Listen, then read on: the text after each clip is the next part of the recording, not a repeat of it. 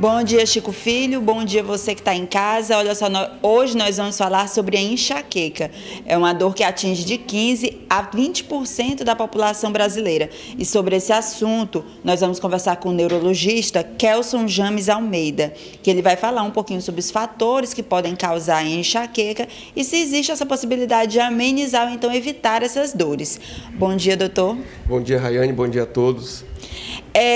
O que difere a enxaqueca de uma dor de comum? Qual é o diagnóstico diferencial da enxaqueca? Existem algumas características clínicas que o neurologista, o bom neurologista, ele lhe pergunta na consulta e clinicamente, através só de perguntas, sem precisar de exame, a gente consegue descobrir se aquilo é uma migrânia, que é o nome científico da enxaqueca, se é uma cefaleia atencional, se é uma cefaleia em salvas, se é uma cefaleia associada à atividade sexual, à atividade física. Então, existe uma ampla gama de diagnósticos em cefaliatria, que é a ciência que estuda as cefaleias, e a pergunta clínica que vai dar esse diagnóstico.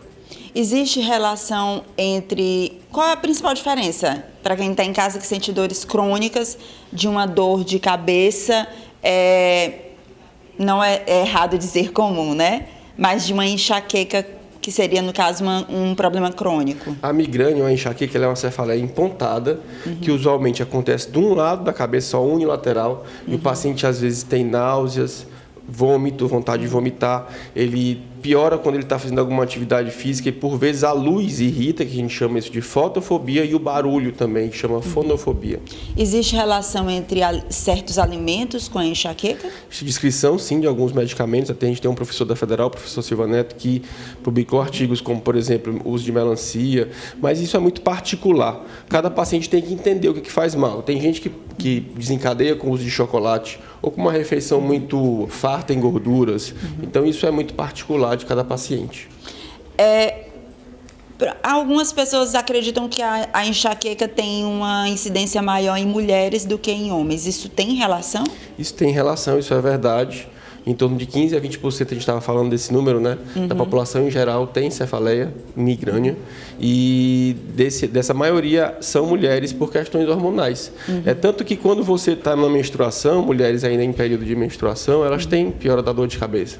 Então, essa variação hormonal de estrogênio, aqueles picos de estrogênio perto da menstruação, eles pioram, sim, a crise de dor de cabeça, de migrânia, de enxaqueca.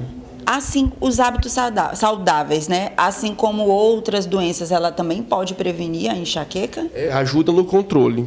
Se você faz atividade física 30 minutos, 3 vezes por semana, se você dorme bem, então isso tem um horário para acordar, um horário para dormir, isso termina ajudando no controle.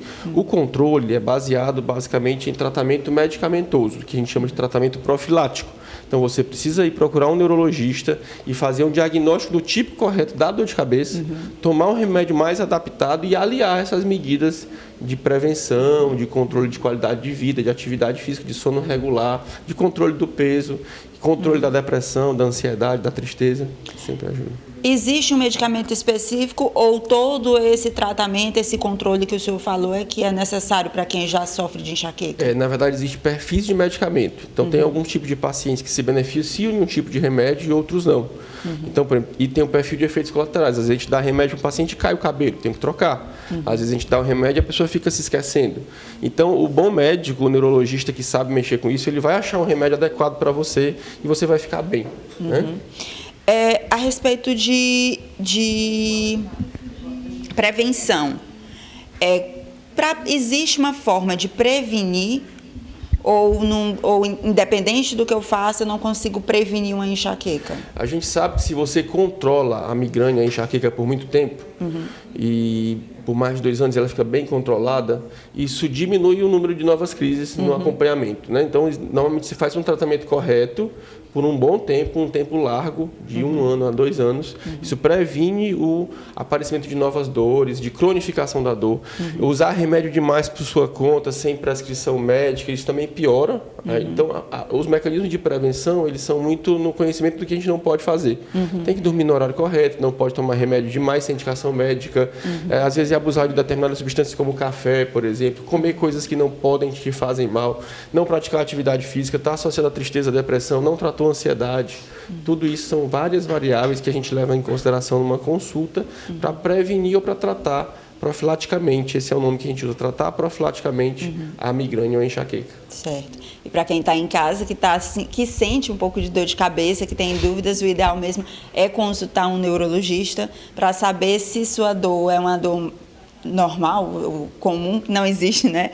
Ou se é uma enxaqueca que precisa de um tratamento mais específico, né? É bom levar em consideração que nem sempre a gente pede exame.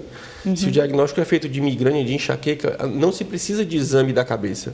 Muitas vezes as pessoas só querem começar a tomar um remédio depois de receber o resultado de uma tomografia, por exemplo. Isso não é correto. O médico indicado para tratar isso é um neurologista clínico, ele é o especialista nisso. Existem neurologistas clínicos que são especializados só em cefaliatria, em cefaleia. Se você tiver um bom médico, especialista que te acompanhe, a chance de sucesso é muito grande, de melhoria da sua qualidade de vida, né? Isso. Gostaria de agradecer a sua presença. Lembrando que essa entrevista vai estar disponível daqui a pouquinho no portal a10mais.com também e no nosso canal no YouTube.